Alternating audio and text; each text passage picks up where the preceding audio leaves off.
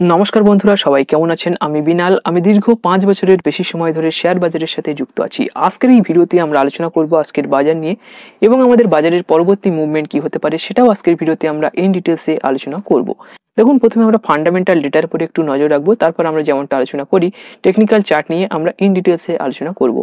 দেখুন, একজন জানতে চেয়েছে যে দাদা, মার্কেট তো আস্তে আস্তে উপরের দিকে যাচ্ছে, বাট আমার পোর্টফোলিও আস্তে আস্তে নিচের দিকে কেন আসছে? তো এটার কিন্তু পিছনে অনেকটা স্ট্রং একটা রিজন রয়েছে। এটা এই মুহূর্তে অনেকের সাথেই কিন্তু ঘটছে। তো একবার বলে দিই, আপনাদের সাথে শেয়ার করে দিই।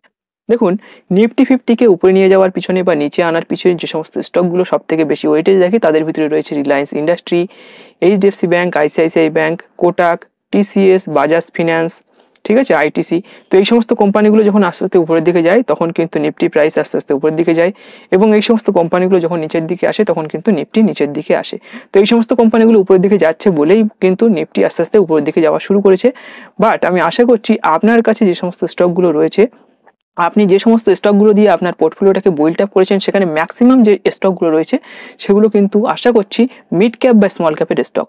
এই মুহূর্তে মিড ক্যাপ বা স্মল ক্যাপের ইন্ডেক্স যেটা রয়েছে সেটার উপরে যদি নজর রাখা যায়, সেখানে কিন্তু একটা কনসলিডেশন চলছে বা সেখানে কিন্তু একটা নেগেটিভ রিটার্ন লক্ষ্য করা যাচ্ছে। তো যেটার কারণে আপনি আপনার পোর্টফোলিওর ভিতরেও কিন্তু একটা নেগেটিভিটি লক্ষ্য করতে পারছেন। এই ইন্ডেক্সগুলো যখন আবার উপরের দিকে যাওয়া শুরু করবে তখন কিন্তু অটোমেটিক্যালি আপনার পোর্টফোলিও আবার পজিটিভ হয়ে যাবে। তো আশা করি আপনি বুঝতে পেরেছেন। এখনো যদি না বুঝতে পারেন কমেন্ট বক্সে কমেন্ট করবেন, আমি কিন্তু রিপ্লাই করে দেব। তো আসুন এবার আমরা বাজার নিয়ে একটু ডিসকাশন করে নিই। দেখুন, এখানে প্রথম যে রিজনটা উঠে আসছে সেটা হচ্ছে ইউএস ফেড রেট কাট। এই রিজনটা নিয়ে কিন্তু আমি আগে অনেকবারই আলোচনা করেছি। দেখুন, ডিসেম্বরে কিন্তু একটা ফেড ইন্টারেস্ট রেট কাট করার সম্ভাবনা রয়েছে। যদি ইন্টারেস্ট রেট কাট হয় সেক্ষেত্রে কিন্তু আমেরিকান মার্কেটে ভালো ধরনের একটা বুল রান আবার পুনরায় চালু হতে পারে, এবং সেটার একটা ইম্প্যাক্ট আমাদের মার্কেটেও কিন্তু একটা আসার সম্ভাবনা রয়েছে। নেক্সট যেটা রিজন আছে সেটা হচ্ছে পজিটিভ গ্লোবাল মার্কেট কিউস। তো আমরা যদি এখানে গ্লোবাল মার্কেটের উপরে একটু নজর রাখি, সেক্ষেত্রে এখানে দেখা যাচ্ছে ইউএস মার্কেটের এখানে যে ইন্ডেক্সগুলো রয়েছে, ডাউ জোন্স বলুন, S&P 500 বলুন, ন্যাসড্যাক বলুন, তো সব ইন্ডেক্সের ভিতরে কিন্তু একটা ভেরি বুলিশনেস এখানে লক্ষ্য করা যাচ্ছে, যেটা সেন্টিমেন্ট কিন্তু আমাদের মার্কেটেও কিন্তু আমরা লক্ষ্য করতে পারছি। এখানে আপনি যদি ইউরোপিয়ান মার্কেটে নজর রাখেন, সেখানেও কিন্তু আপনি এখানে ভালো ধরনের একটা বুলিশনেস লক্ষ্য করতে পারবেন। এশিয়ান মার্কেটের উপরে যদি নজর রাখেন, অল ওভার যে ইন্ডেক্সগুলো রয়েছে এশিয়ান মার্কেটের ভিতরে, সেখানে কিন্তু এভারেজলি পজিটিভিটি এখানে লক্ষ্য করা যাচ্ছে বা পজিটিভ মোমেন্টাম কিন্তু এখানে লক্ষ্য করা যাচ্ছে। নেক্সট এখানে কিন্তু কমোডিটি আছে। কমোডিটিতে যদি লক্ষ্য করা যায়, এখানে কিন্তু একটা ইন্টারেস্টিং রয়েছে। দেখুন, এখানে মানে ক্রুড অয়েলের যে প্রাইসটা রয়েছে এটা কিন্তু ভেরি বিয়ারিশ হয়ে গিয়েছে। তো ক্রুড অয়েলের প্রাইস আমরা যখন দেখেছিলাম আমেরিকার ট্যারিফ ঘোষণা করেছিল, সেক্ষেত্রে কিন্তু ক্রুড অয়েলের প্রাইসটা খুব দ্রুত উপরের দিকে যাওয়া শুরু হয়েছিল এবং মার্কেট কিন্তু ক্রাশ হয়ে গিয়েছিল। এক্ষেত্রে লক্ষ্য করা যাচ্ছে যে ভেরি বিয়ারিশ হয়ে গিয়েছে, এবং আশা করা যাচ্ছে আমাদের মার্কেটেও কিন্তু একটা ভালো ধরনের পজিটিভ মোমেন্টাম আগামী দিনগুলোতে আমরা লক্ষ্য করতে পারি। দেখুন, এখানে গোল্ডের প্রাইসটা কিন্তু এখানে বুলিশ দেখাচ্ছে, কিন্তু এখানে কিন্তু একটা এই যে কনফিউশন যেটা রয়েছে এটার কারণে কিন্তু অনেকে মার্কেটে একটা আনসার্টেনিটি বোধ করছে। তো আসুন নেক্সট রিজন কি রয়েছে সেটা দেখে নিই। দেখুন, এখানে নেক্সট যে রিজনটা রয়েছে, ইম্পর্টেন্ট রিজন, সেটা হচ্ছে এফআইআই এর যে রিজনটা রয়েছে। এফআইআই কিন্তু পুনরায় আবার বাইং করা শুরু করেছে। এখানে যদি লক্ষ্য করা যায়, আপনি এখানে দেখতে পাবেন যে 26 তারিখে কিন্তু এফআইআই পুনরায় মার্কেটে আবার একটা হেভি বাইং এখানে দেখিয়েছে। তো এটার কারণে কিন্তু আমাদের মার্কেটের ভিতরে একটা পজিটিভ মোমেন্টাম বা পজিটিভিটি কিন্তু আমরা লক্ষ্য করছি। এইভাবে যদি পুনরায় আবার বাইং করতে থাকে এফআইআই, পুনরায় যদি আমাদের মার্কেটে চলে আসে, ব্যাক করে চলে আসে এবং বারবার প্রতিনিয়ত যদি বাইং করা শুরু করে, সেক্ষেত্রে কিন্তু আমাদের মার্কেটের ভিতরে একটা ভালো ধরনের সাপোর্ট তৈরি হবে এবং সেখান থেকে কিন্তু আমাদের মার্কেট আরো উপরে যাওয়ার একটা সম্ভাবনা তৈরি হবে। তো আসুন আর এটা নিয়ে বেশি আলোচনা করব না, এবার ডিরেক্টলি আমরা টেকনিক্যাল চার্ট নিয়ে আলোচনা করে নিই। তো আমরা প্রথমে যে চার্টটা নিয়ে আলোচনা করব, এটা আমরা ডাউ জোন্সের চার্ট নিয়ে আলোচনা করব। দেখুন, আমরা এক সপ্তাহ আগে শেষ ভিডিওটা বানিয়েছিলাম, কিছু পার্সোনাল রিজনের জন্য কিন্তু ভিডিও বানানো হয়নি। তো এখানে আপনি দেখতে পাচ্ছেন যে এখানে কিন্তু আস্তে আস্তে নিচের দিকে চলে এসেছিল। আমি এখানটায় কিন্তু বলেছিলাম যে এখান থেকে প্রাইসটা ফল করতে পারে, এবং দেখুন এখানে এক্সটেনশনে কিন্তু এখানে চলে এসেছে। আমি ফার্স্ট টার্গেট এখানে দিয়েছিলাম, বাট এখানে দেখুন এক্সটেনশন করে নিচে এসেছে, বাট আবার কিন্তু উপরে চলে গিয়েছে। দেখুন, এখানে কিন্তু যদি সাপোর্ট নিয়ে আরো উপরের দিকে যাওয়া শুরু করে, সেক্ষেত্রে কিন্তু আমাদের মার্কেটের ভিতরেও একটা ভালো ধরনের পজিটিভ মোমেন্টাম আমরা লক্ষ্য করতে পারি। ডাউ জোন্সের ভিতরেও কিন্তু একটা স্ট্রেংথ পুনরায় জেনারেট এখানে হচ্ছে বলে আমার মনে হয়।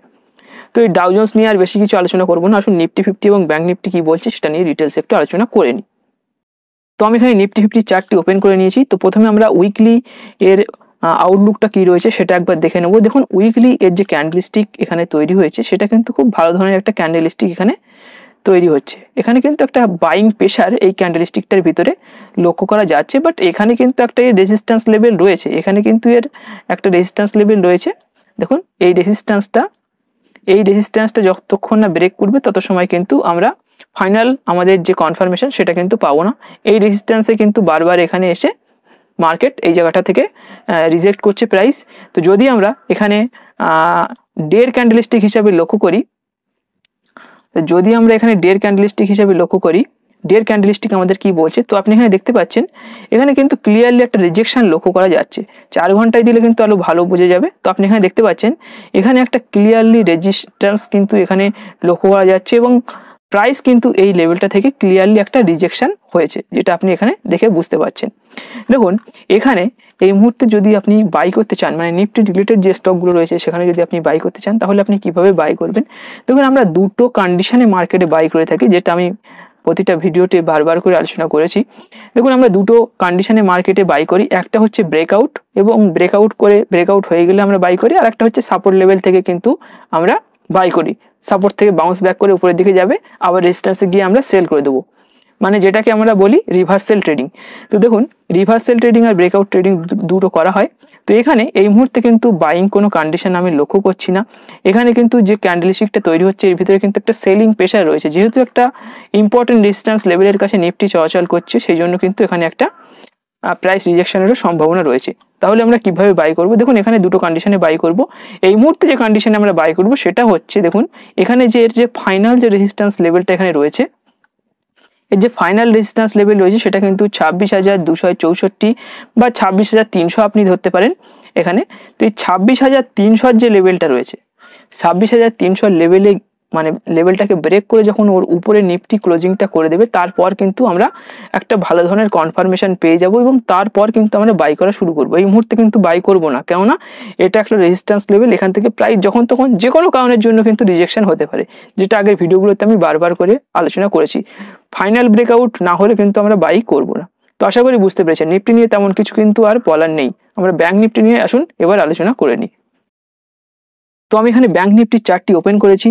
তো প্রথমে আমরা উইকলি ক্যান্ডেলস্টিক হিসেবে দেখব যে এর আউটলুকটা কেমন রয়েছে। তো আপনি এখানে যদি দেখেন তো কিন্তু এখানে ভালো ধরনের একটা বুলিশ ক্যান্ডেলস্টিক কিন্তু এখানে তৈরি হয়েছে, সেটা কিন্তু আপনি এখানে ক্লিয়ার কাট লক্ষ্য করতে পাচ্ছেন। আমরা কোথায় বাইং করার সিদ্ধান্ত নিয়েছিলাম আগের ভিডিওটা যখন আমরা বানিয়েছিলাম, সেটা কিন্তু 19 তারিখে বানিয়েছিলাম, এর ভিতরে আর ভিডিও বানানো হয়নি।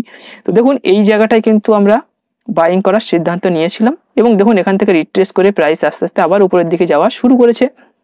তো আপনি যদি এই মুহূর্তে বাইং করতে চান, আপনার যদি মনে হয় যে এই মুহূর্তে আপনি বাইং করবেন, সেক্ষেত্রে আপনি কিন্তু এই ব্যাংক নিফটির রিলেটেড যে সমস্ত স্টকগুলো রয়েছে সেখানে বাইং করতে পারেন, বাট আপনার স্টপ লসটা কিন্তু এই লেভেলটা নিচে থাকবে, মানে 58,600 কাছাকাছি কিন্তু আপনার স্টপ লসটা থাকবে এবং যে লেভেলটাই মার্কেট চলছে এই লেভেলটাতে কিন্তু আপনি বাই করতে পারেন। কেননা এখানে কিন্তু একটা ব্রেকআউট হয়ে গিয়েছে, এখানে কিন্তু একটা ব্রেকআউট আমরা লক্ষ্য করেছি। আমরা যদি 4 আওয়ার্সের ক্যান্ডেলস্টিকও দিই, সেক্ষেত্রে কিন্তু আমরা দেখতে পাবো যে এখানে কিন্তু ভালো ধরনের একটা বুলিশ মোমেন্টাম কিন্তু এর ভিতরে রয়েছে। আমরা কিন্তু এখানটায় বাই করেছিলাম, আগের ভিডিওতে কিন্তু আমি ডিরেক্টলি বলে দিয়েছিলাম যে কোথায় বাই করতে হবে। তো এখান থেকে কিন্তু প্রাইসটা আস্তে আস্তে উপরের দিকে যাওয়া শুরু হয়েছে। তো এই মুহূর্তে আপনি বাই করতে পারেন, আমি বলছি না যে এখানে খুব একটা ওভারভ্যালুড কন্ডিশনে চলে গিয়েছে ব্যাংক নিফটি, আপনি চাইলে এখানে বাই করতে পারেন, বাট আপনার স্টপ লসটা কিন্তু এই 58,600 কাছাকাছি রাখতে হবে। প্রাইস রিজেকশন হলে কিন্তু আমরা এই লেভেলটা যখনই আসবে আমরা কিন্তু স্টপ লস নিয়ে নেব। তো আশা করি আপনি বুঝতে পেরেছেন ব্যাংক নিফটির ভিতরে আমরা কিভাবে এন্ট্রি করব। নিফটির ভিতরে এই মুহূর্তে আমরা এন্ট্রি করব না, ওয়েট করব, ফাইনাল ব্রেকআউট কনফার্মেশন হওয়ার পর কিন্তু আমরা নিফটির ভিতরে এন্ট্রি করব। আর ব্যাংক নিফটির ভিতরে কিন্তু আপনি এই মুহূর্তে এন্ট্রি করতে পারেন, এখানে আমাদের যে স্টপ লস লেভেল 58,600 কিন্তু আপনি এখানে স্টপ লসটা রেখে এন্ট্রি করতে পারেন। তো আশা করি ওভারঅল মার্কেট সিনারিও কি রয়েছে সবকিছু আপনি ডিটেলসে বুঝতে পেরেছেন। তো আজকের এই ভিডিওটি এখানে শেষ করব। ভিডিওটি ভালো লাগলে অবশ্যই ভিডিওটিকে একটি লাইক করবেন, আপনার বন্ধুদের সাথে অবশ্যই শেয়ার করবেন এবং আপনি যদি আমাদের ইউটিউব চ্যানেলে প্রথমবার ভিজিট করেন সেক্ষেত্রে অবশ্যই আমাদের চ্যানেলটিকে সাবস্ক্রাইব করে পাশে থাকবেন। ধন্যবাদ।